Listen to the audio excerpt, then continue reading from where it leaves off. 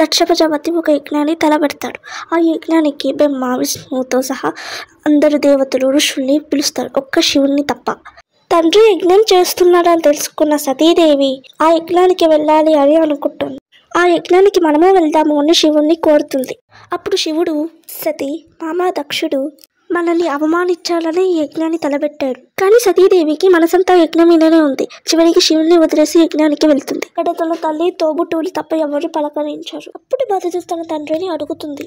అప్పుడు దక్షుడు శివుణ్ణి అవమానిస్తాడు. అవమానాన్ని తట్టుకోలేని సతీదేవి, పాపాత్ముడైన నీ కూతురిగా నేను బతకలేను, మరు జన్మలో మళ్ళీ నా స్వామిని నేను పెళ్లాడతాను అంటూ అగ్నిలో దూకి ఆత్మార్పణం చేసుకుంటుంది.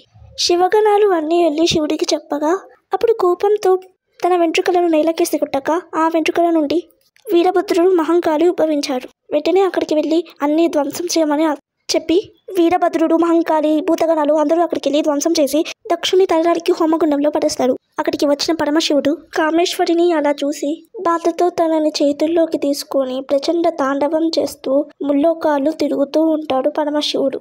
ఇది చూసి భయపడ్డ దేవతలు, ఋషులు అందరూ వెళ్ళి శ్రీ మహావిష్ణువుని ప్రార్థించగా శ్రీ మహావిష్ణువు తన సుదర్శన చక్రాన్ని తీసుకొని శివుడి చేతిలో ఉన్న సతీదేవి మీదకి విసురుతాడు. వెంటనే సతీదేవి శరీరం ముక్కలవుతుంది.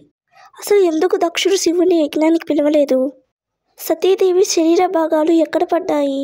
ఏమయ్యాయి అవి? మళ్ళీ దక్షుడు బతికాడా? మీకు తెలిస్తే కామెంట్ చేయండి. కమింగ్ వీడియోస్లో మీకు అంతా తెలుస్తుంది.